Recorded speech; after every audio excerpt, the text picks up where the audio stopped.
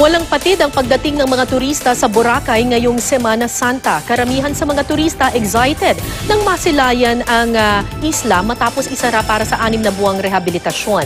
Ang Boracay Caticlan Airport at Caticlan Jetty Port hindi na naubusan ng mga pasahero.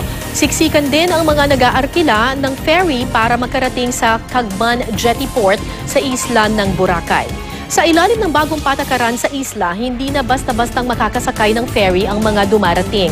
May hiwalay na lane para sa mga residente ng Aklan. Kailangan nilang ipakita ang kanilang residence ID para makapasok sa jetty port. Ang mga turista naman kailangan mag-fill out ng form at isulat kung hanggang kailan sila mananatili sa isla at kung saan tutuloy. Pagkatapos masagutan ang form, i-verify ang reservation bago payagang makabili ng ticket para sa ferry boat. 6,000 turista kada araw ang limit sa Boracay.